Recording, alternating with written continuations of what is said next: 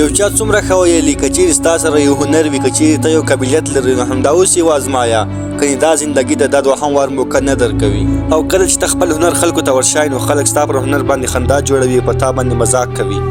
پرېږده یې او بس او یو چیز په یاد ولره کله چې ته په ژوند کې لوی سوچ وکړې او کامیابه راووځې خلک ستا خلاف جوړیږي په دنیا کې اکثره خلک په دغسې حال کې تېښته کوي او ماته مني انسان دا ولې هېروي چې کله هغه کامیابه راووځي نو قدرت د هغه امتحان خامخا اخلي قدرت د هغه ټیسټ خامخا کوي بالکل همدارنګه کله چې یو شاګرد مخ ته کلاس ته ځي لومړی باید د هغه امتحان ورکړي چې دا معلومه شي چې د راتلونکي کلاس قابله دی او که نه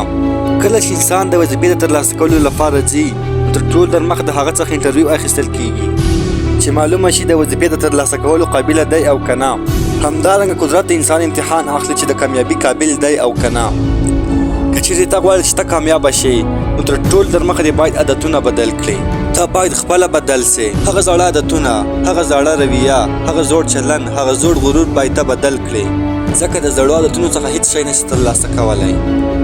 نو اول باید ته بدل سې د خپل ځان د بدلېدو بغیر ته هیڅ شی نشي بدلولی او یو چا ډېر ښه ویلي چې حالات هغه وخت بدلیږي کله چې ته خپله بدل سې زیاتره هغه خلک په غم او تکلیف کې وي چې د ځان لپاره لږ او د نورو لپاره زیاته ګټه ترلاسه کول غواړي هغه انسانان د خپل ځان څخه د نورو فکر زیات کوي هغه انسانان آرام آرام خپله خندا له لاسه ورکوي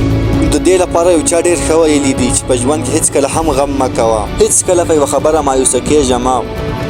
دا ژوند دی ملګریه دا روان دی ته بس یوازې د خپلې کامیابي انداز مه هېروه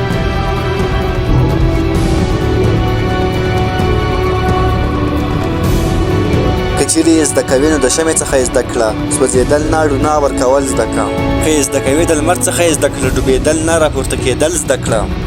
که چیرې خپل منزل ته ځان رسوې نو په جوړو سوو لارو تلل نه په خپله لاره تلل زده کړه او په یاد ولره چې ستا د کامیابۍ حصه به تا ته درکول کېږي که ستا هر څومره ملګري وي که ستا هر څومره خپلوان وي که ستا هر څومره غمخواران وي محنت باید ته وکړې د دنیا هیڅ رقم انسانان ستا لپاره محنت نه کوي او که چیرې ستا لپاره محنت وکړي نو په یاد ولره